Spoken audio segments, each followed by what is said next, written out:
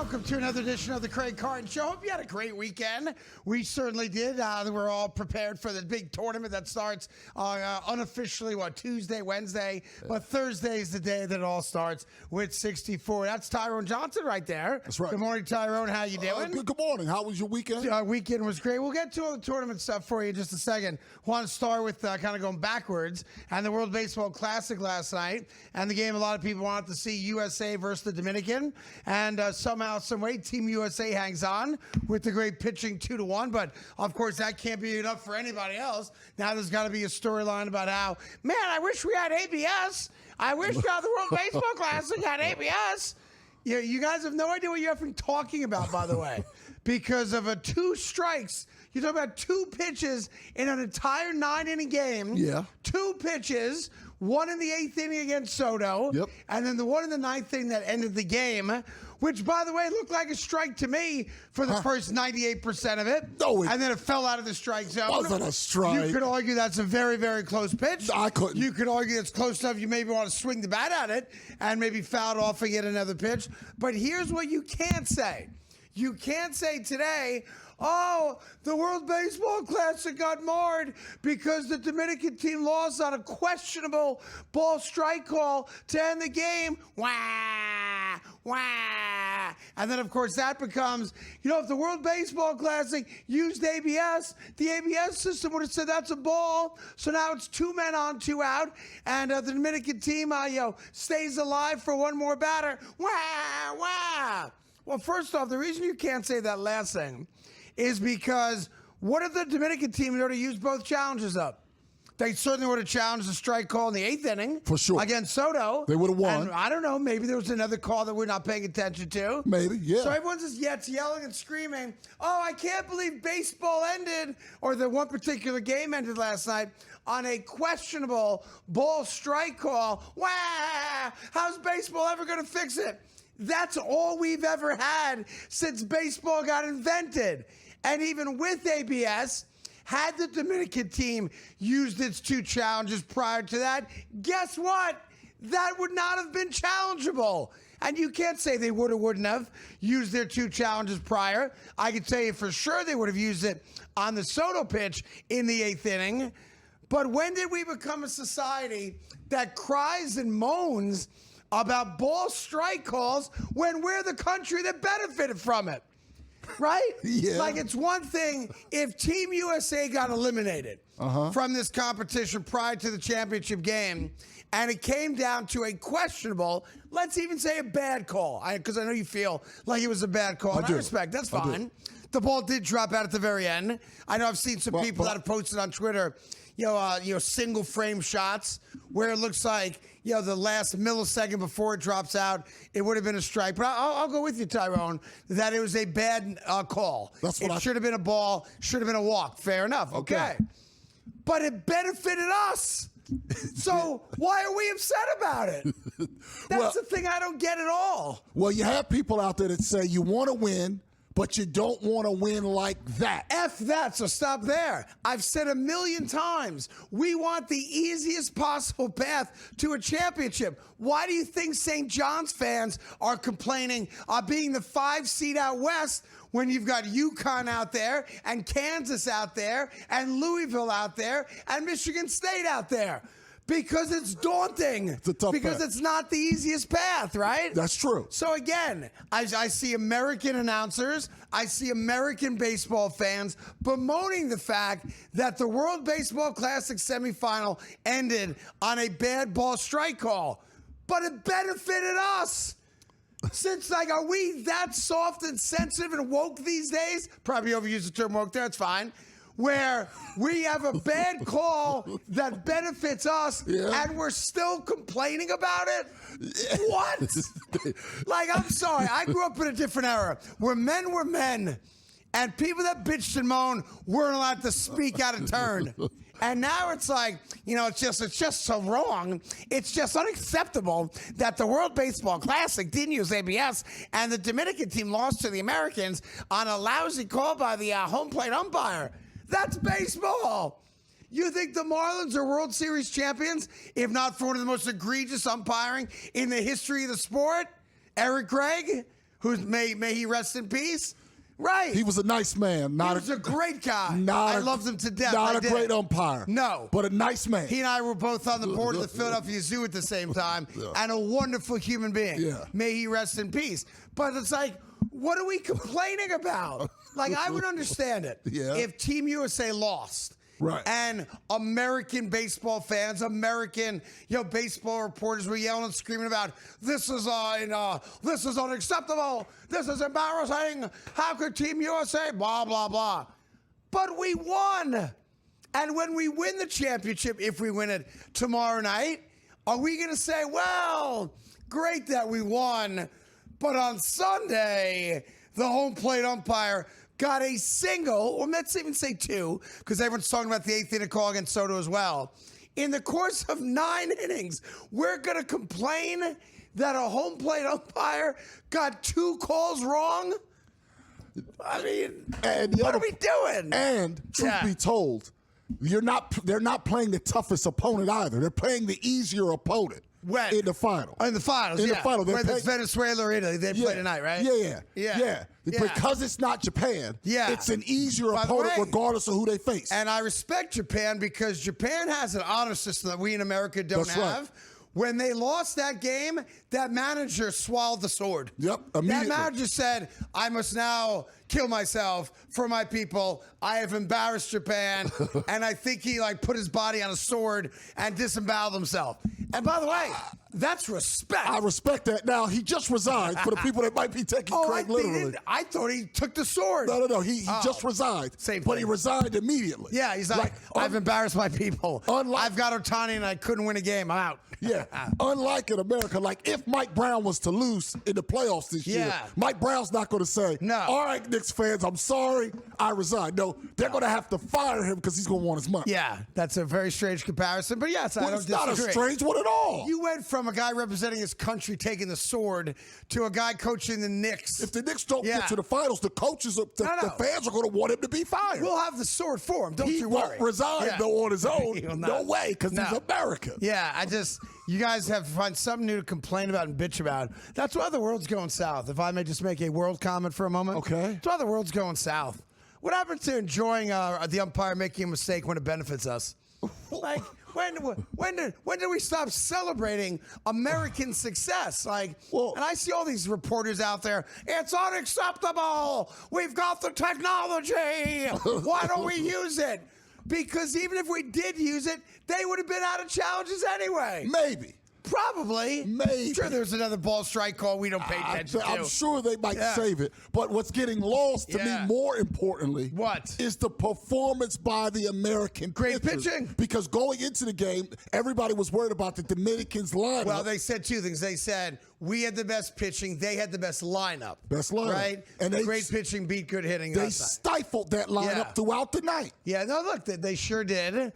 Mason Miller, who I never heard of, is like the greatest closer in baseball. No, you haven't heard of him? He's had 50 innings. The dude throws 900 miles an hour. Yeah, I never heard. I couldn't tell you. He's completely unhittable. Yeah. No, I agree. No, completely unhittable. I want that guy in the Yankees. Although Bednar's been great too. No. They did try to get him. They wanted a lot for him. He got moved last season. Who's he play for? Padres now. Oh, yeah, he'll be a Yankee before long. Don't you worry about that. Padres paid a lot. Yeah.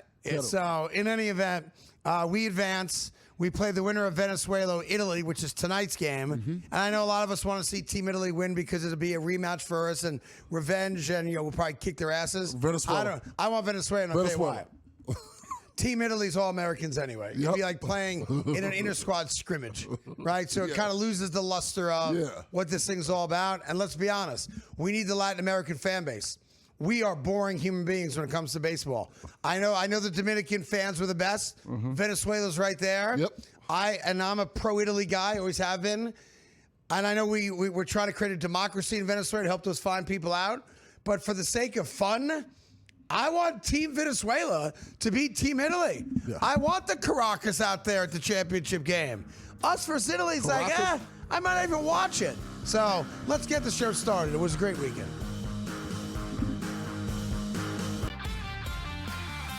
Everybody has to develop. You know that. Think about Joe Burrow, okay? The beginning of his senior year, he was projected a 6th round draft pick, okay? And that's after playing a year in LSU. So Arch still has some developing to do, but he does have the potential to be a great player. Outspoken with Dan Cilio. Only on SportsGrid.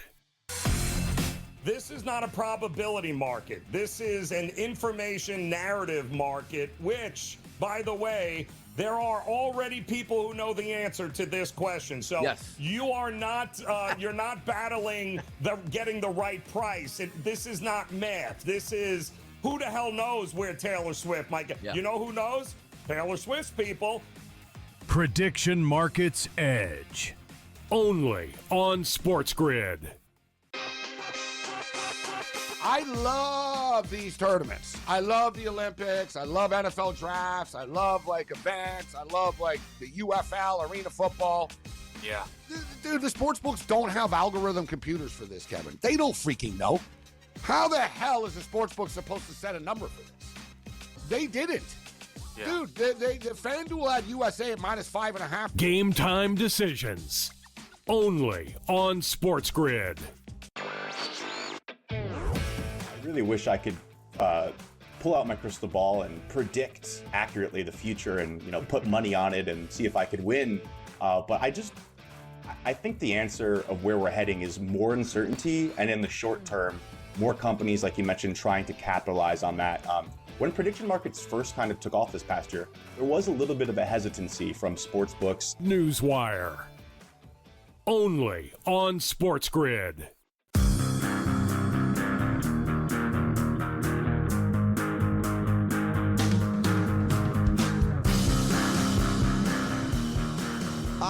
Welcome back to the Craig Carton Show. Tyron A. Johnson here as always. I've been accused by my bosses here of having an endorsement deal with La Croix. Yeah. Club soda company. Mm-hmm. I don't. It's what you guys provide us in the refrigerator downstairs. For example, if you provided me Coca-Cola, I would be drinking Coca-Cola. There you go. If you provided me Schweppes, I'd be drinking Schweppes. What about a Perrier? Yeah, if you provided Perrier, yeah. I'd be drinking Perrier. All right. I do not have an endorsement deal with La Croix, the finest club soda money can buy. But that being said, Pamplemousse is a flavor? Yes. So the guys are trying to convince me that Pamplemousse is grapefruit. So I, of course, do what any knowledge-seeking, thirst-hungry individual might do. Uh-huh. I put the work in. I do the research. Pamplemousse is not grapefruit. Yes, sorry. it is. Pomelo is a type of grapefruit. No. All right? I mean, maybe, but no. While French is not, it's a totally different type of fruit, but they are related. The grapefruit is a hybrid of pomelo and sweet oranges. The pomelo is a much older citrus variety. So while you guys have kind of bastardized French into English with La Croix, the best club soda money can buy, it ain't exactly grapefruit. It's close, but it's not grapefruit. It is. And memos to my bosses. No, but it's the word, Craig. I want to thank you for supplying us with La Croix Club Soda. That being said, I do not have a current endorsement deal with them, but I want to thank you guys for supplying me with the world's greatest club soda.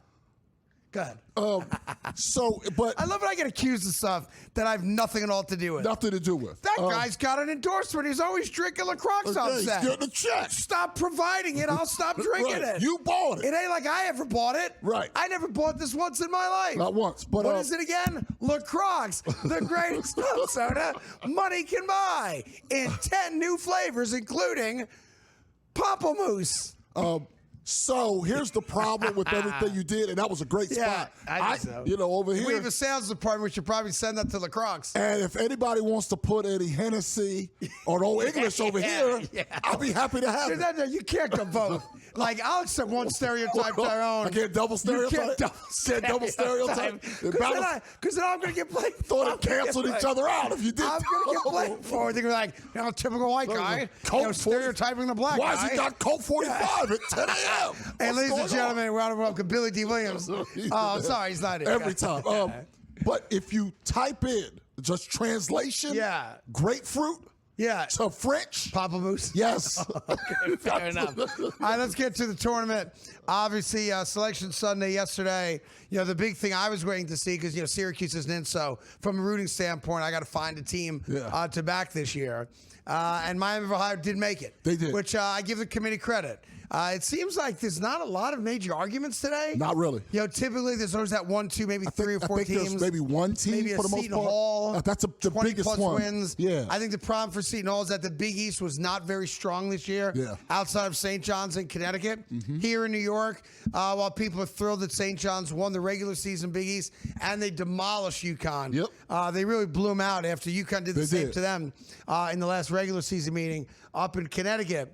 Look, the complaint for St. John's fans, which is interesting to me, is that they shouldn't be a 5 seed. They should be a 4 seed. They played great ball the last 2 months of the season. I think only 2 losses, in the last 20 games they played. And they did win the regular season Big East title. They did win the Big East tournament at Madison Square Garden on Saturday as well. Here's the weird thing about it. It kind of confirms what I've always said, which is that as fans, we just want the easiest possible road to a championship. Yeah. St. John's isn't getting that. Now there's UConn, by the way. And UConn, I think, even though they lost 2 or 3 to St. John's this year, UConn was the better team all year. Yes. Now, you can argue they played each other 3 times. St. John's beat them 2 out of 3. Both of those wins were at the Garden. The one loss, which was that second half where they went 17 and a half minutes without scoring a single bucket, as you recall, because we talked about it here. But that's not even the argument. The argument is, historically, the committee has always done favors for Duke. That whenever Duke was the number 1 seed, it seemed like they were always the number 1 of all the number 1s. And when you looked at their path, even if you went by seeding to a Final Four, they always kind of greased the wheels for a team like Duke. Now, Rick Pitino's enjoyed that as well in his previous stops, along the way, but not this year. But it does prove what I've always said, which is, as fans, we just want the easiest road possible. And when you look at the St. John's draw, and yes, you can argue they should be a 4 seed, not a 5 seed. But even Rick Pitino said, somewhat tongue-in-cheek, I thought we'd be a 5 seed anyway, and that's what you got. But setting them all out west and looking at, the 4 or 5 blue bloods, or, the favorite teams in that conference, in that, section, out west, it ain't going to be easy. But I'll tell you, whoever gets out of the West, that's going to be the team to beat. Because the road to a Final Four, whether it's a 3 seed in Michigan State, whether it's Duke, whether it's UConn, whether it's Kansas and Louisville, whether it's St. John's, that really is a who's who. And when you compare it to the other brackets, look, it's not easy for anybody, but that is the most difficult bracket. Absolutely. I mean, you mentioned you have Duke, you have St. John's, you have Kansas, you have Louisville. Now, Kansas and Louisville haven't been great this year. Right, but I'm just talking about blue blood names. 7 seeds, 8 seeds. Right, but blue blood names. You're talking about all of those guys, plus UCLA and UConn, all in the same bracket. Right. That's the toughest one. Now, UCLA lost its best player. Maybe he comes back. Denton, maybe. In time for Thursday, Friday, and Duke's without their point guard. So there are teams that are banged up. But they went out of their way not to do St. John's or Connecticut for that matter. Like, I know St. John's fans are bitching about the 5 seed and being sent out west. UConn's got a bigger gripe than you do. Because UConn should be viewed as the best of the 3s. And they got sent to this bracket of death. Which is what a lot of people are now calling it. So I'm glad the tournament's here. It is a perfect event. Let's hope that we don't mess it up by having dumb takes like St. John's got screwed. If you're that good, go win. Go win. And if let's get to your first Final Four in 30 years. Let's say they were a 4 and Kansas moved to the 5 line, because you're not going to move Arkansas because they just won the SEC. They won their conference tournament. So they're not going to be a 5 once they win the conference out there, whether you like it or not. They just won the SEC. What difference does it actually make? It's not a home game, so it'd still be in the second round, Kansas versus St. John's. Let's go play basketball. Yeah, by the way, St. John's is better than Kansas this year. They should beat Kansas. St. John's biggest problem is that they have nights when they just can't shoot the ball. And in the tournament, if you have one of those nights, you're not going to lose to Northern Iowa, but you're going to lose if you can't shoot the ball. More coming up on that in a second.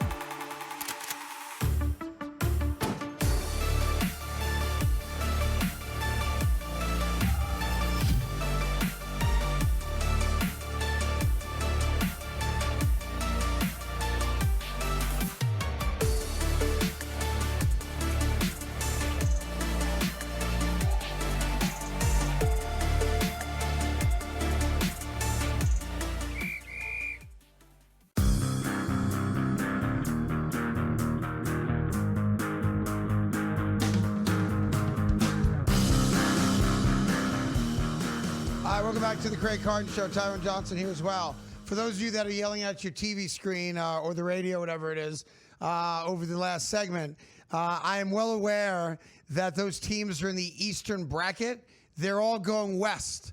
Now, help me make that make sense. It doesn't. The games are in California. Yep. I know it's the East bracket, but they're being sent out west to play the first round and the second round. And then they'll come east. Then they after come back that. east. Yes. So I want to be clear, of those of you like, how could you talk tournament? You don't even know what bracket St. John's is in. No, I do.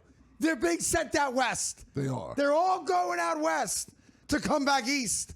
Like, I don't get that at all, by the way. Doesn't make any sense. Right, I know Philadelphia is the site. Yes. Buffalo's the site. Right, but not for the East, like in the first round. It's like the Midwest or the South is in Philly, Like, and then they go shouldn't somewhere Philadelphia be the eastern site? Clearly. Shouldn't San Diego be the western site? Clearly. And if you're so concerned about travel, which they never have been and never will be. Should be. But yeah. If I'm an East Coast team playing in the East, why am I flying 2,000 miles away on JetBlue Mint?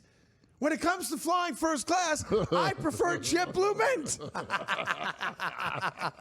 I'm in an endorsement kind of stage today because I'm being told lots of endorsements are flying in through the doors starting in a couple weeks' time. So, hey, that's how. Let me get to. I know this is a quicker segment for us here. Yeah. I only need the 4.5 minutes I now have to tear apart that sanctimonious great American known as Steve Kerr. Okay. Who again yesterday? Golden State played the Knicks yesterday. Yeah, okay. Bad game.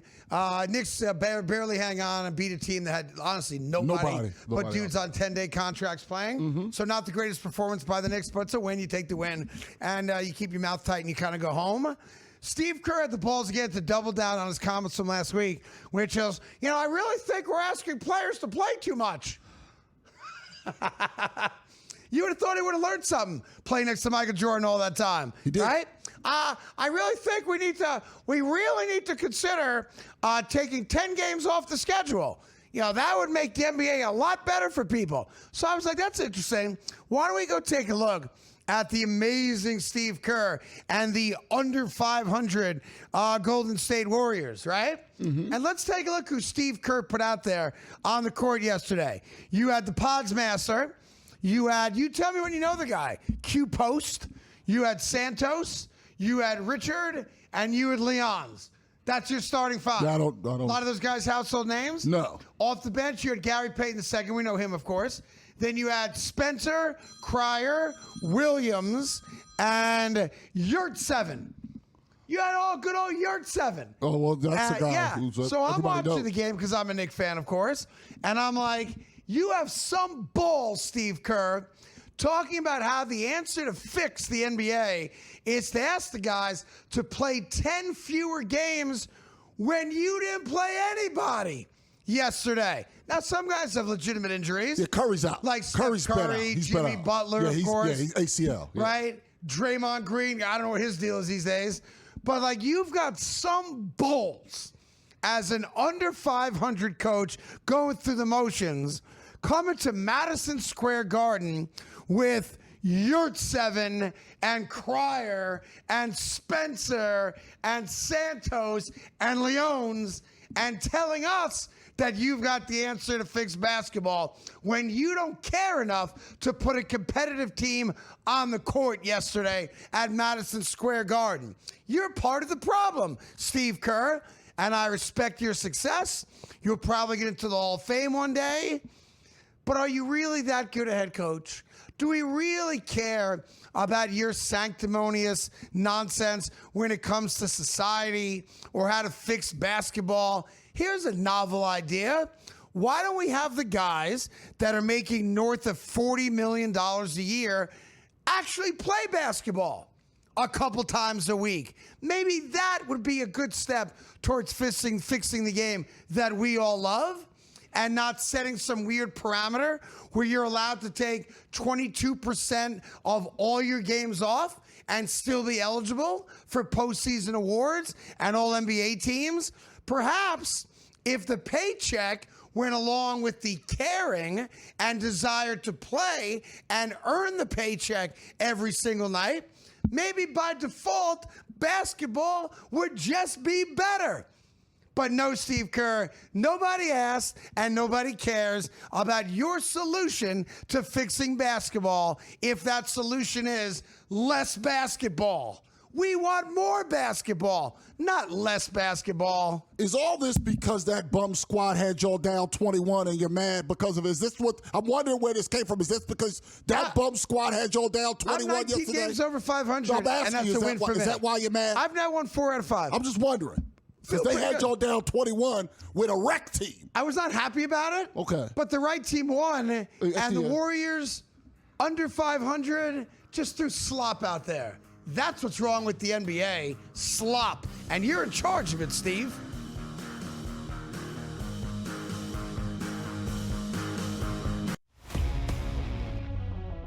Well, still, even though he gave up that home run, Tom, you know the number's going to be there. If he stays healthy, who's touching that guy? Well, you mentioned him. The only player I've interest in betting on for the AL Cy Young this year would be Brian Wu. And it's a combination of everything. It's a combination of the odds. It's a combination of his underlying skill set, where I believe he's trending in terms of his career. Pro Baseball Today, only on SportsGrid. On the Thunder side, while they haven't had their stars totally for the entire regular season, they're still 3-4 games ahead of where the Spurs are, and that says a lot. Without SGA, without J-Dub, who's missed a large chunk of the year, Chet missed some time, for them to be still good enough to keep winning and stacking these wins, it means something, and it's actually building confidence for those others. Newswire, only on SportsGrid. You put Zach Branch on the Buffalo Bills on the football field at the same time with Cook and these wide receivers, and you have Branch set up in a slot in motion and stuff, and you put that speed. I want a game difference maker. DJ Moore's not a difference maker, right? He helps, he's good, right? But it's not that game changer. But to me, Kevin, they need game changers on the defensive side of the football. Game time decisions, only on SportsGrid.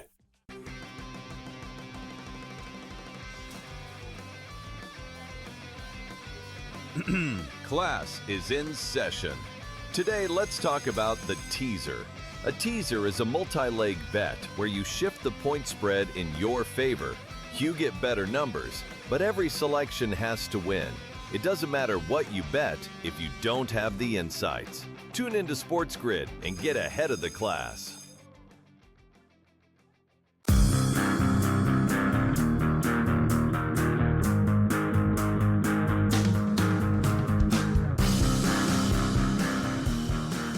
Welcome back to the Craig Carton Show. Tyron Johnson here as well.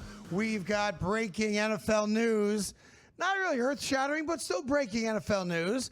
The New York Jets have made a trade with the Kansas City Chiefs. You would have thought they would have made a trade last year at the trade deadline for Breece Hall to go to Kansas City when the Chiefs were in desperate need of an upgrade at running back. But alas, that never happened. But they have made a trade now. The New York Jets have gotten rid of quarterback. I wish it was Geno Smith, but it's not. It's Justin Fields is now a member of the Kansas City Chiefs. The Chiefs send back a 6th-round draft pick, and that is the trade. So after 1 year, another garbage year in his garbage career as a garbage quarterback, Justin Fields now goes to Kansas City. And here's what's interesting. I think Justin Fields can fill a role for them as a slot receiver or as another running back. I know they got Kenneth Walker already, but I've always said that you give Justin Fields the ball on a football field and tell him go use his legs. There's very few guys as good as him in the open field with the ball in his hands. I've always thought he's an NFL athlete, not an NFL quarterback. So from that standpoint, maybe you see Justin Fields playing a little slot, coming in motion, fake handoffs, that kind of stuff. Or maybe he's just, the 3rd-string quarterback, and Kansas City, once again, is telling their fans without saying it what I've been saying to you losers in Kansas City since he got hurt. Patrick Mahomes is not coming back for the start of this season. Patrick Mahomes is probably not coming back for the month of October either because of when he tore the ACL. So this is, I guess, a emergency depth kind of scenario for Kansas City, but it does not bode well for the Chiefs that they're that desperate for more depth at quarterback, because that tells me Patrick Mahomes not coming back when you all want him to come back. So a sad day for the morons in Kansas City. Sad, sad day for you people. You're losing your team to Kansas. You've lost pretty much all self-respect, and now you gain Justin Fields as one of your quarterbacks to play instead of Patrick Mahomes until he comes back. Sad day, sad state of affairs. Word on the street is it's also going to force Travis Kelce to reconsider coming back, and he'll probably go into retirement now as well. Now, it's just to clarify, the 6th round pick is for 2027. Yeah, so not even this year. Yeah. And Andy Reid does not agree with you about Justin Fields' skill set. Seems like Justin Fields is going to be the starting quarterback for the Chiefs. I believe that's probably a tough look for Kansas City. Week 1, he is going to start for the Kansas City Chiefs. Yeah, that's what I just said. You had just had him as a slot receiver and a running back not for 2 minutes ago. He just started quarterback? He's starting at quarterback week 1, most likely. Andy Reid likes his skill set. Is that right? I will say this. I'll tell you who I trust. It's already over. I'll tell you who I trust. Hold on, for all you tough-talking weasels in Kansas City, Starcade Media, whatever your dumb name is, and all the other morons out there, your season just ended. Andy Reid likes his skill set. That might be your starting quarterback week 1. Man, look, I know all about this. A season ending before it starts, that's Jets football. So I'll make fun of myself. The Kansas City Chiefs season, I thought he was coming to play slot. No. You're telling me he's going to start? Go play quarterback. Woo! Oh, the grace of God. Yes, God is good. God is always good. He doesn't make any mistakes. He's given one back to me. Kansas City season just came to an end. Andy Reid likes his skill set. Woo! The only other better thing that happened to me in the last 24 hours, remember when I sat here and I told you that Marty Supreme stunk? Yeah, I remember that. One of the worst movies I ever saw. That's right. 0 for 9 yesterday at the Oscars. Woo! Also, the Jets are paying a large portion of Phil's salary. What? They basically bought a 6th round pick for 2027. How much are we paying? $7 million. How much was he getting? Like 20? He was getting 10. 10? So we're paying 7? Yeah, they're paying 3. We ain't paying Geno Smith, so that's all good. You're paying $7 million to So Fields. essentially we're paying you bought a pick. So essentially we're spending $10 million in total on our starting quarterback. That's how I view it. Yeah. Because we got 7, earmarked to a guy named here, but we're only paying Geno Smith. I think it's $1 million over minimum, so 2.5. Yeah, all right, so 9.5 mil. And you got a 6th round pick for it. Yeah, next year. Now, are you at all concerned? I mean, can you imagine being a Chiefs fan who thought, oh, this is going to be our year. Last year was just an anomaly. We're all the way back. Right, we got Kenneth Walker. I think is a great signing for them. I really do. And I think that made them a better team. But McDuffie's gone. Mahomes ain't coming back anytime soon. And now your answer for Chiefs fans is Justin Fields. Oh, you poor, stupid people. Like, I guess the good thing for you guys is that you're so dumb. You guys are trying to turn this into a positive. Your season ended. What's today's date? March 16th. Yeah. The Chiefs season came to an end on March 16th. Wow. That must really suck, especially when you consider you only got 3 seasons left at most at Arrowhead Stadium because you couldn't hang on to your football team because they're moving to Kansas City, Kansas. So in the final 4 seasons of Kansas City Chiefs football, you missed the playoffs last year. You're going to miss the playoffs this year. Wow. What a fall from grace. And I know about falls from grace. I'll stop you at every turn. You want to come attack me, I'll attack me before you can attack me. That's going to really suck that you close out Arrowhead with 4 consecutive missed playoff seasons, Tyrone. That's like being an Eagle fan in the 80s. Yeah, it's something like that. I don't know how the Eagles got involved in this, but what happens if what people online think is going to happen, and it would be a very Jets thing, What if Justin Fields can play? He can't. And you say that, and now all of a sudden they flip him in a year for a third. No. And now they take a player you got a conditional 6 for It's silly. and flip him for a second or a third. Because that's what the Chiefs plan to do. It's drugs talking. Is what I don't think it's drugs. Yeah, look, because Jets he couldn't play have for been Chicago. Check the box. He couldn't play for Mike Tomlin and the Steelers.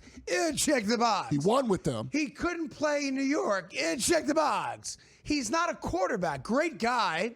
Teammates have loved him every place he's been. He's a big locker room guy. He's a rah-rah guy. But let's keep it a buck on this show because that's what we do. Justin Fields is an NFL athlete. He's not an NFL quarterback. And as soon as people figure that out, he might have a decent career as a slot receiver or a secondary tailback. But he ain't no quarterback. I don't care how much money he made playing quarterback. He ain't no quarterback. So Kansas City, I think there's a chance maybe Kansas City comes in last in the AFC West now. If Mendoza can play, you've got the worst quarterback in the division. Let's think Spot the lie. In that division? Yeah, okay. You got Bo Nix. You got Justin Herbert. You got Fernando Mendoza. Well, we got the most likely number one pick. Yeah. And you got Justin Fields. You got the worst quarterback. And by the way, your pass defense took one on the chin because you traded your best defensive back in McDuffie. Like, where the wins coming from? And I didn't come in here planning on talking about Kansas City today, but I didn't know the trade was going to happen either. No, none of us did. Yeah. But I'm worried. So there you go. I'm worried. You're worried about what? I'm worried about you. Well, I'm great. No, this turned out to be a great Monday. So far. I'm going to do Fox News from here. I'm worried about you in about 7 months from now. Yeah. I'm a little concerned. Go ahead. Because all of a sudden, Justin Fields looks competent, the Chiefs are off to a 2-2 start. It's crazy talk. They're 2-2 start. It's crazy Here talk. comes Mahomes back after missing the first 4. Yeah. And they won 6 in a row, and now you're a Jets fan. And then what are you left with? I'm just worried. I feel like as a Jets fan, you have put yourself in a position that's a little bit uncomfortable. Yeah. Because you're now peacocking in front of Chiefs fans. Let me just walk you through this. As a Jets fan. I'm gonna help everyone out with this. I don't care what Mahomes says about his recuperation. Yeah. I know he's a monster in the gym. I know he's rehabbing as fast as anyone can, and I have great respect for that. Yeah. He didn't have the surgery until December 15th. Yeah. All right? You do not come back in 9 months and play NFL football at a high level.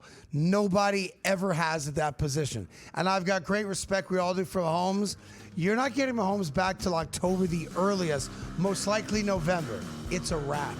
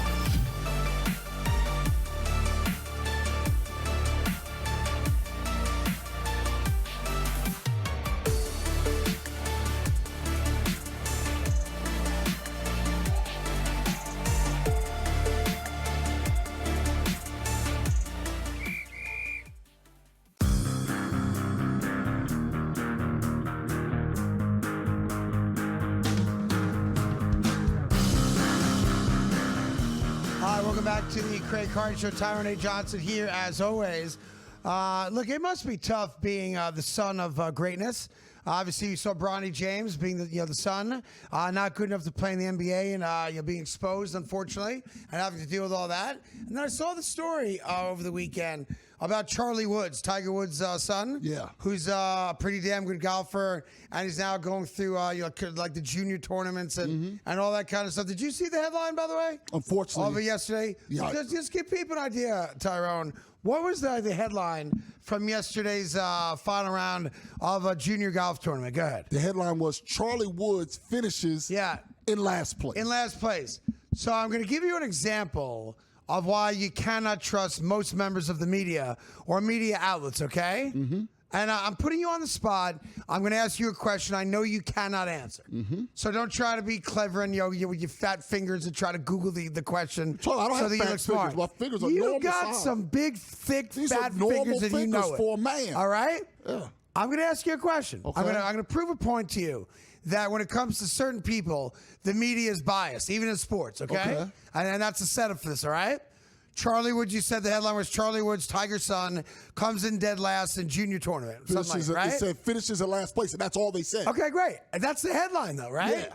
I'm going to ask you a question you cannot answer. And I'll just, for full disclosure, Tyrone, I can't answer it either. Okay. So I'm not putting you on a spot in a situation that I have the answer. I don't. But I want to prove to you that even in sports there's a bias, okay? Ready for the question? Yeah. I need all eyes up because I can't have you cheating. I look at Twitter I've seen during those shows. fingers of yours go quick. Okay. There you go. Thank you. Yeah. Well, you're not under arrest. Well, it feels like it. Yeah. A little bit. Go ahead. Look at that right hand. These regular I see you size. again. Regular Here we size. go. Oh, yeah. Here's the question for Yeah. you. Who won the tournament? I have no idea. I don't know. What do you mean we don't know? Because they didn't say it. So the headline is who came in dead last because let's mock that kid. Right. And he's a child. He's a child. He ain't 30-year-old adult. He's a child. And one thing I did look up for his age. Okay. He's a top 20 player in the world at his age. Right. He's based on measurables. as one of the 20 greatest golfers at his age. At his age in the whole world. In the world. Top 20 at his age. And he came in dead last in a tournament. Yes. So we don't know who won the tournament, but we know who came in dead last. Right. There's something wrong with that. Right? Yeah. Yeah. Like, I thought we were a sports country that celebrated winning. So if you told me the story was Joe McIntyre from Columbus, Ohio, won the Junior Invitational, and oh, by the way, Charlie Woods was in it as well, and he had a tough outing and came in last. Okay, I understand. That tells the story. Because of Tiger Woods, it's his name's going to elicit reaction and readership. Right. But they don't even talk about who won the damn tournament. It's only about Charlie failing. Yeah. And meanwhile, when his dad was younger, and this is documented, you could Google it, Carson Daly from TRL and the host of The Voice, he beat Tiger Woods in tournaments as a kid. What? Yes, I'm dead Carson serious. Daly? Yeah, he was a really good golfer. He's a scratch golfer. Yeah, he was a good golfer back as a kid. So what a kid does at this age does not mean that Charlie Woods is now doomed to be terrible. Right. He's top 20 at his age. And by the way, if you know anything about golf, that's just golf, Susan. Sometimes you just have a bad weekend. That's just what it is. Like, I was born with a blessing that it's like a curse. God, again? I just happen to be very good at golf. I don't like proof playing of golf. This. There's no proof. I don't like playing golf. No proof. I don't enjoy playing golf. said it. Golf to me is a 6-hole in Denver, and I'm done. But the gods gifted me a natural Fred Couples swing. Don't you have something coming in the next month now that the weather's getting warm eventually? I was invited to play at the brand new Mike Trout, Tiger Woods designed golf course in New Jersey. There's that. And yes. Weren't you supposed to be doing something with your son against someone at it's the me radio? and my son Sonny against two hammerheads that I work with at the radio station. Well, there you go. Because the weather's all they getting do is warm. talk about golf. It's like... I tell you my rules. Nobody cares about your bracket. Nobody cares about your golf score. Nobody cares about your fantasy team. But these two hammerheads, it's like, I played golf today. I played golf yesterday. I'm playing golf tomorrow. So I was like, how about we do this? How about me and my son show up at any course in America?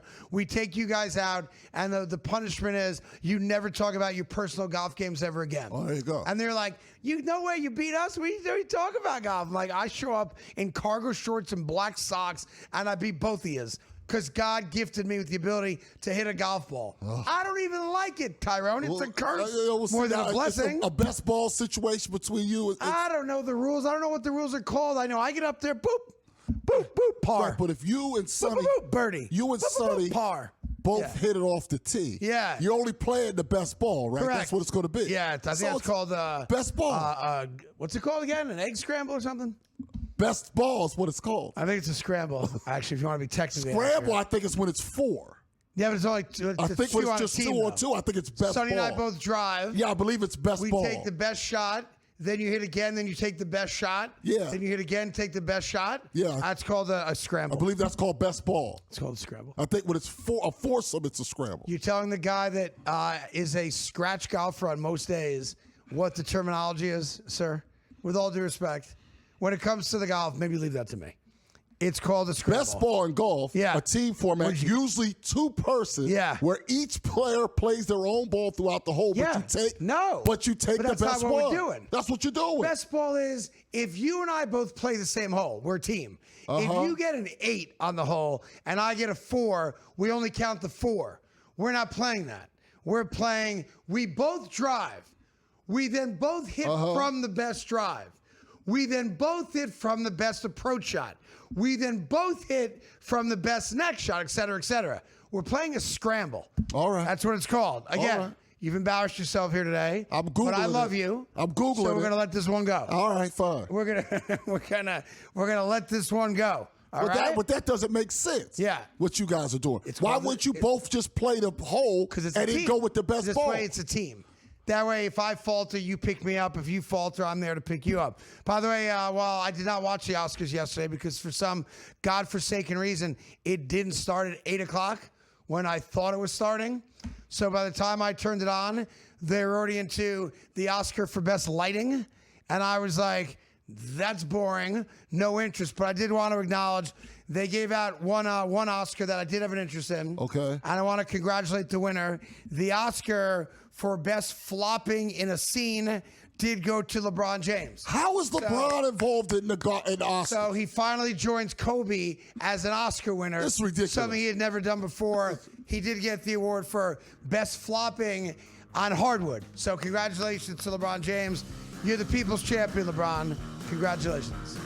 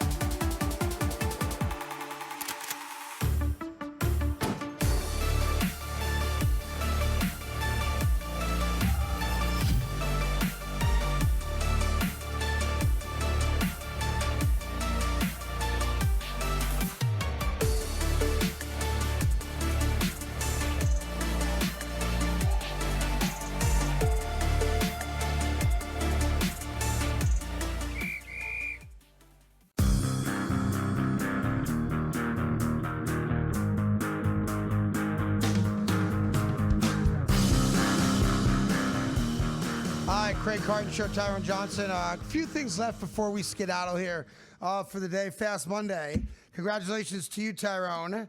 Your favorite basketball player of all time is now officially a 500 guy, as Joel Embiid has played 485 games in his career. Yeah. He has missed 485 games now in his joke of a career, non-Hall of Fame career.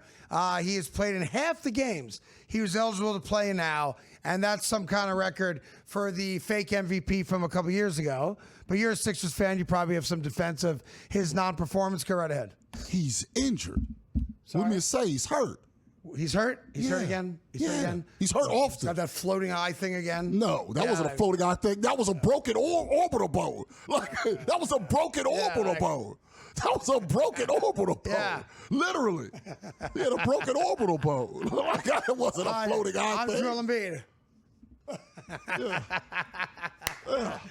Yeah. I mean, he's hurt a lot. 45 played, 45 non-played.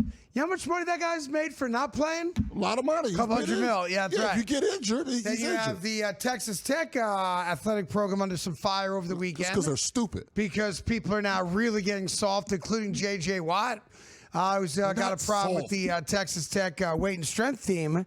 They have taken all 40-pound dumbbells out of the workout facility because it's a message to the Texas Tech players, this is where tough guys are. This is where iron makes steel. Injured guys are. Yeah, this is where injured guys are. This is where we don't accept. Well, I could lift 50, but I'm just going to do 30s today, Coach. So they did. I think they sent the message to the team: no 40-pounder underweights in this room. And now all the PC police are out again. No, you mean people that know about workouts? Don't listen to Craig. What a bad message to send to children. You don't know anything about workouts. Ain't nothing to do with children. If you can't lift 40-pound weights, you can't play for Texas Tech. There are a message that sends to the fragile egos of our athletes. Get the hell out of here. There are Olympic powerlifters who grab lower weights to warm up. It's stupid to not have them. Yes. It's stupid to have them. No, it's not. You don't know anything about exercise. Hey, offensive lineman. You're not an exercise guy. If you grab a 25-pound dumbbell, you lose your scholarship. I love the messaging from Texas Tech. Yeah, we're wouldn't send your kid there. We're trying to raise men here. Yeah, you're trying to tear pecs. You're trying to tear triceps. Right now. It's stupid. You got to raise the bar. No, you don't. It doesn't raise a bar. I fully support the Red Raiders and what they're doing. Yeah, J.J. Watt doesn't know anything about weightlifting. J.J. Watt. He's only a Hall of Fame defensive lineman that would warm up with lower weights before he lifted heavy weights. J.J. Watt got politically correct. What politically correct about don't get injured? Can't have our athletes lifting more than 40 pounds. How much you think you can grab? If I handed you two 75-pound dumbbells, can you do anything with them? Bench press. You couldn't bench press them. I could bench press them. How many? I couldn't bicep. No, you couldn't curl them. How many? I could do 3 sets. I bet.